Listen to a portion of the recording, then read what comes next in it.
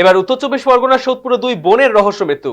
সোদপুরের এক আবাসন থেকে মৃতদেহগুলি উদ্ধার করা হয়েছে। মৃতরা হলেন সবিতা দত্ত চট্টোপাধ্যায়, বয়স 61, এবং কণিকা দত্ত, বয়স 57।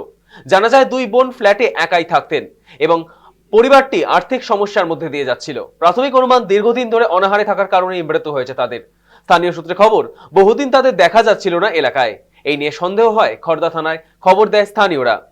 খবর পেয়ে পুলিশ ঘটনাস্থলে পৌঁছে ফ্ল্যাট থেকে দুই বোনের দেহ উদ্ধার করে ময়নাতদন্তের জন্য পাঠানো হয়। মৃত্যুর সঠিক কারণ এখনো জানা যায়নি, তবে ময়নাতদন্তের রিপোর্ট আসলেই প্রকৃত কারণ স্পষ্ট হবে। ইতিমধ্যে পুরো ঘটনা তদন্ত শুরু হয়েছে। অনাহার জনিত কারণেই কি মৃত্যু, নাকি এর পেছনে অন্য কোনো রহস্য রয়েছে, আপাতত তা খতিয়ে দেখছে খড়দা থানার পুলিশ।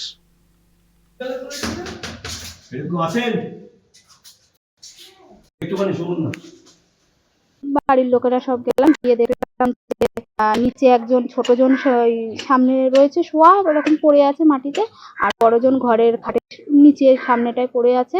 তো ওদেরকে অনেক ডাকাডাকি করার পরও কোনো উত্তর পাইনি। তো তারপরে আমরা থানায় গিয়ে জানালাম।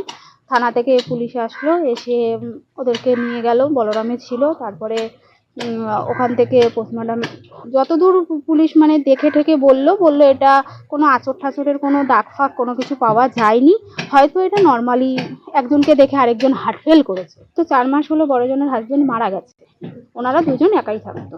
আচ্ছা, আপনার কি মনে হয় এটা কি ওদের মাথাটা খুবই মানে ডিস্টার্ব ছিল, মেন্টালিটিটাও একটু খারাপ ছিল। 1 বছর ধরে ওনার হাজবেন্ড মারা যাওয়ার পরে একটু আর্থিক ইসের দিক দিয়েও ওরা একটু ইসে ছিল। আমরাও যদি কোনো কিছু দিতাম ওরা তো না